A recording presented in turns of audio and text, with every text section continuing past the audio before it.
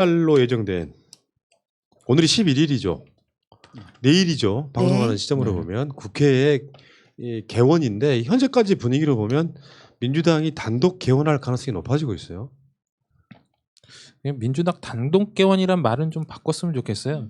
정의당도 있고. 아 그렇구나. 네, 그러면 프레임을 미통당 제외 개원. 그렇죠. 미통당 단독 제외 뭐 이런 식으로 이제. 단독 제외 개원. 네. 사실 논란은 사실 핵심은 한 가지밖에 안 되는데 민주당의 논리는 지금 대한민국의 상황이 전시 상황과 똑같다. 국회가 할 일이 많은데 언제 이걸로 할 거냐라고 밀어붙이는 것 같고 미래통합당 등에서는 최소한 우리가 법사위는 가져와야 견제할 수 있는 거 아니냐. 이 논리가 지금 천명하게 맞서고 있는 것 같아요. 실제 지금 그 국회에서 그거 있었죠. 이제 상임위원회 정수 조정안 처리해가지고 각 상임위원회의 숫자를 어떻게 할 것인지 약간 미세 조정이 있었어요. 그래가지고 지금 뭐 보건복지위, 산업통상자원위 여기는 이 2명과 1명씩 총 3명을 늘렸고요. 과방이라든지 외통위라든지 원처위라든지는 1명씩 줄였고 그래가지고 지금 숫자가 이렇게 되네요. 그러니까 여기 언론의 보도가 다 재밌었던 게 법사위는 여당 11명, 야당 7명, 미통당 포함이고 뭐 미통당이 아닌 당이 들어갈 수도 있는 거죠 사실은. 그런데 이제 여당 11명이 되면 야당 7명을 미래통합당이 다 채우려고 하겠죠. 근데 그렇게 되면 최강욱 열린민주당 대표 같은 경우는 못 들어갈 가능성이 높아지는 거예요. 이런 부분이. 정무위원회는 뭐 여당 14명, 야당 10명 이런 식으로. 대개 다 뭐 예상하다시피 과반 이상은 점하는데 이제 이 패스트 트랙이 가능한 요 상임위는 그렇게 많지는 않더라고요.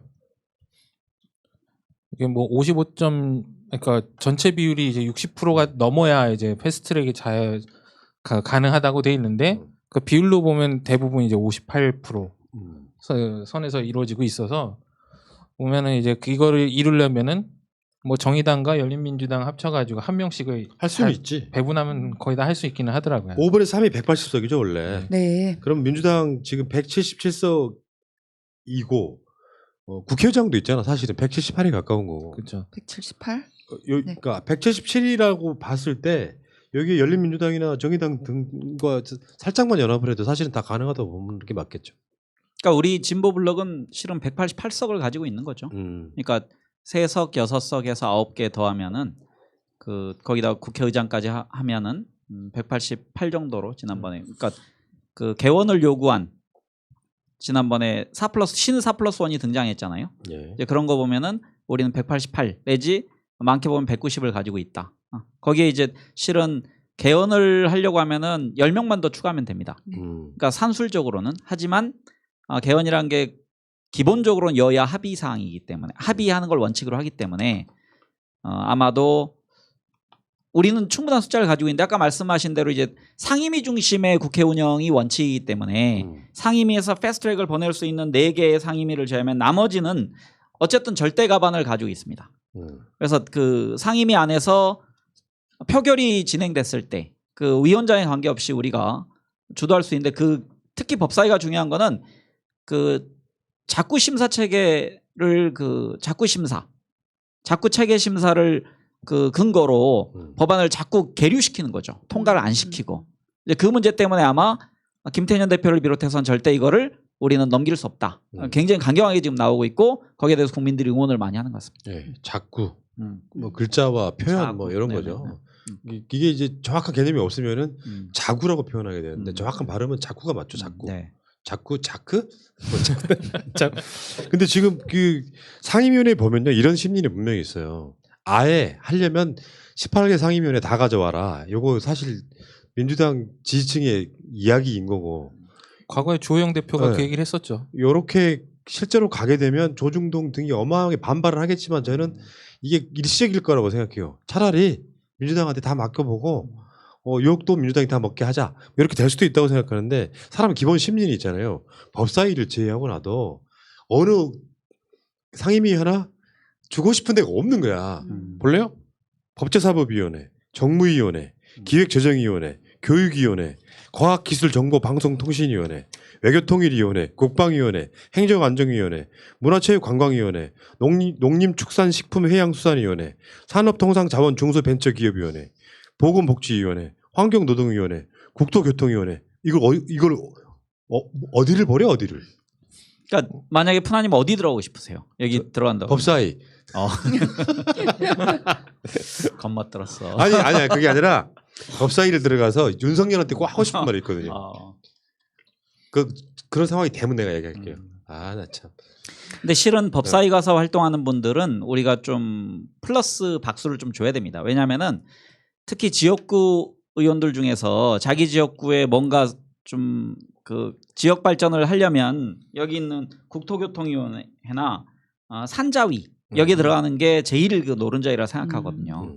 근데 이제 국회 법사위는 실은 쟁점 많고 싸움 많이 있지, 언론에는 많이 보도되지만 지역구에서 인기가 별로 없어요. 생기는 건 없죠. 네네.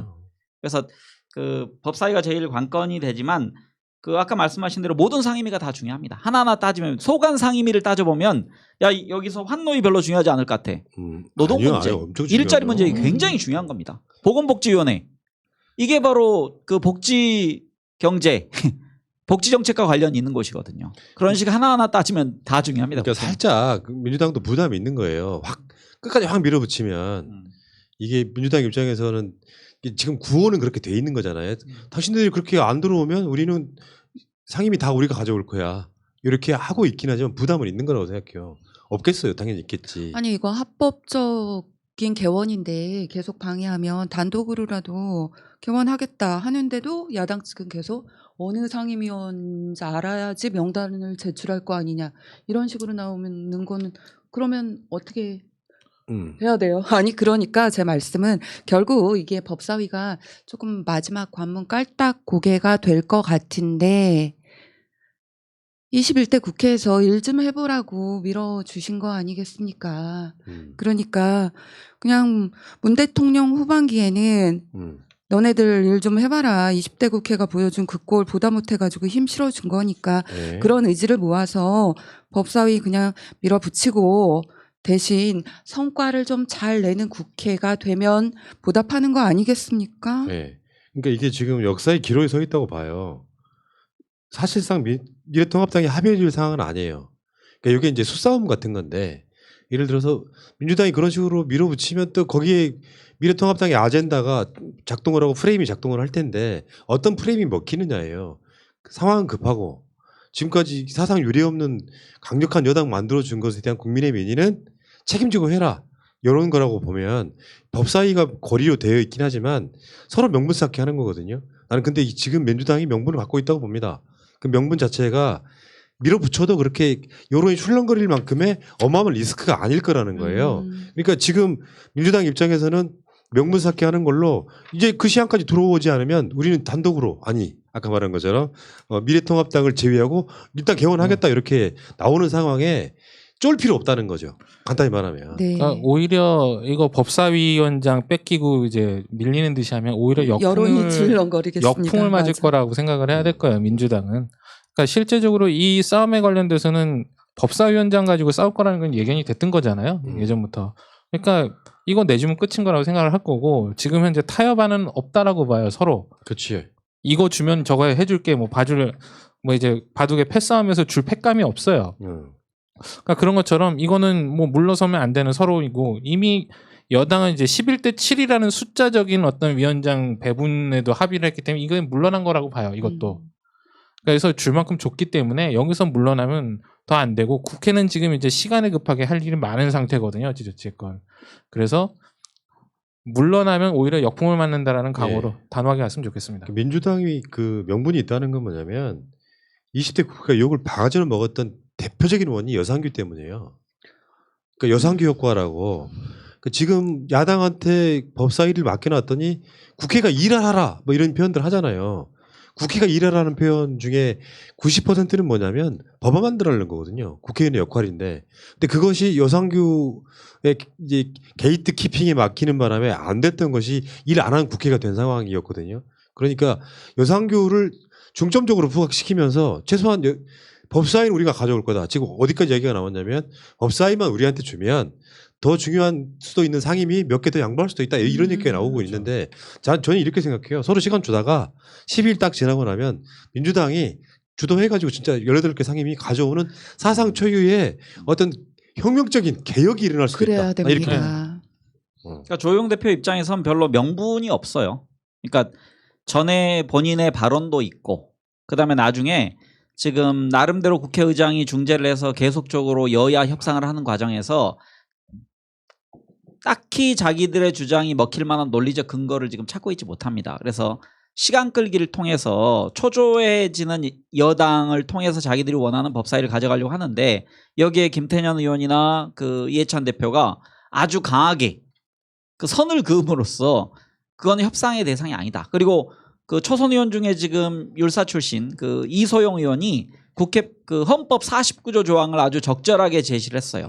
그러니까 교착 상태일 때는 헌법에 따라 국회가 다수결 원칙대로 하면 된다. 그러니까 네. 헌법 정신의 가장 그 법을 이럴 때 쓰라고 가르친 그렇죠. 건데 아주 명확한 표현을 한 겁니다. 왜 그 국회에서 다수결이라고 하는 것도 법안 통과시킬 때 요식행위로 하지만 대부분은 다 여야 사이에 합의가 된 상태로 하잖아요. 그렇죠.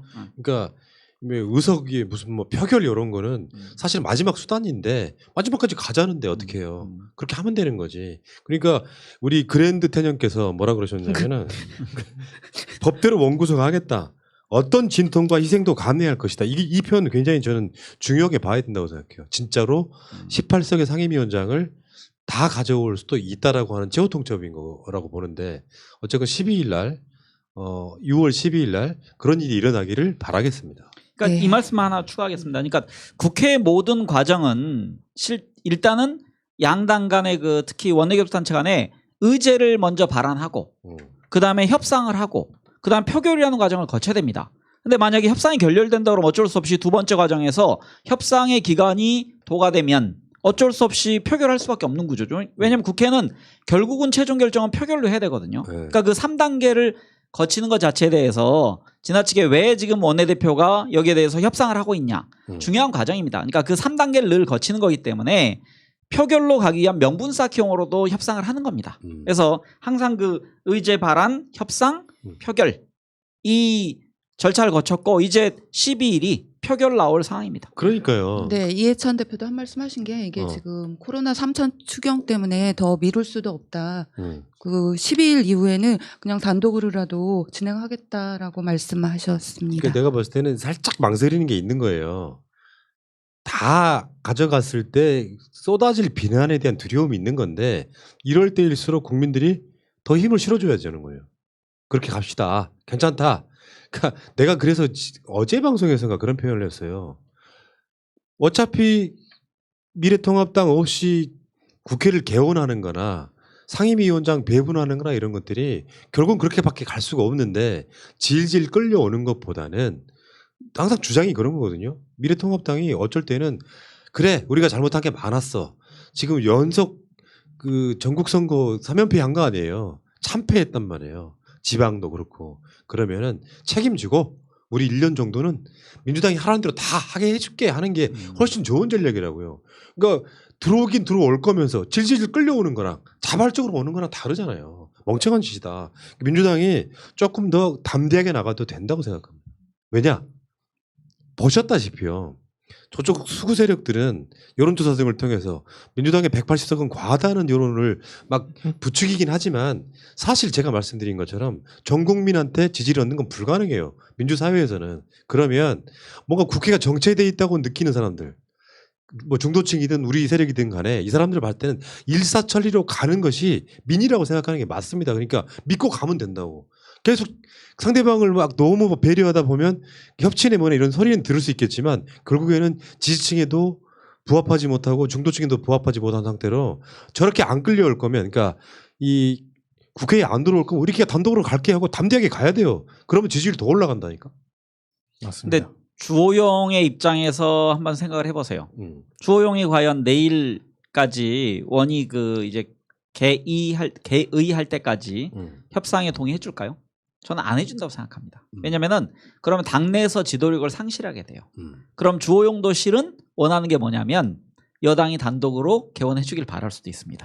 아니, 그러면서 이 사람들이 또 그러면서 최대한 자기들 실리는 좀 장외 집회할 수도 있는 것까지 이상하게 저는 보이는 장애까지는 안 나간다고 못 생각하는데 나간다고 보는 거지. 나가면 이제 국민들로부터 저항이 있는데 지금 약간 희생자 코스프레를 할 상황이고 당내에서 지도부의 명분은 좀 축적하고 비난받지 않을 정도로 그래서 협상은 강하게 나가고 그럼 이제 김태년 의원도 그걸 모를까요? 저 같은 무지랭이도 아는데 알고 있습니다. 그래서 주호영 의원도 아마 그 비밀 회동 공개되지 않은 비공개 회동을 하면 우리 입장 알지 않냐. 그냥 원래 그렇게 이야기해. 그러니까 원래. 여당이 그냥 어쩔 수 없이 해라. 그럼 우리는 끌려가는 수밖에 없고 단 우리가 원하는 상임위 정도는 서로 그 교류했다고 생각합니다. 그러니까 명단 제출해서 우리가 원하는 상임위 그러면은 법사위는 어차피 여당이 가져갈 텐데 우리 그럼 건교위 정도 달라. 그다음에 뭐 산자위도 달라. 그다음에 몇 개 노른자위를 그 야당에 주고 그다음에 김태년 대표는 명분상 이번에 법사위를 안 가져오면 지도부에 대한 또 그 국민들의 저항이 있을 겁니다. 그래서 서로 그런 식으로 하는데 겉으로는 싸우는 것처럼 보이지만 내부적으로는 은밀한 약속이 있을 것이다. 아니 원래 짜고 치는 고스톱이 있긴 한데 다른 걸 떠나서 국민들한테 보여주는 건 표피적인 거잖아요. 태도이고 이럴 때 미래통합당이 하든지 말든지 그러니까 저는 명분은 민주당이 갖고 있다고 봐요. 그렇게 해서 저렇게 또 뭐 상임위원장 한 자리 갖고 저렇게 또 어그로를 끌면 제가 드리고 싶은 말씀은 그거예요. 이 사람들이 유전자는 안 바뀐다. 발목 잡는 유전자는 여전하다. 지금 이따가 다시 이슈에서 다뤄야 될 것 중에 북한 전단 같은 것들 다 그런 식이잖아요. 명분도 없고 옛날에 했던 지금 다르고 발목 잡는 건 똑같고 그러니까 이게 지금 빨리 벗어나려고 하면 나는 내가 주호영이라면요. 의원들 설득시켜서 우리 한 1년만 죽어 지냅시다 하는 게 훨씬 더 인간적이에요. 솔직히 말씀드리면. 자, 그 이야기 여기까지 해요.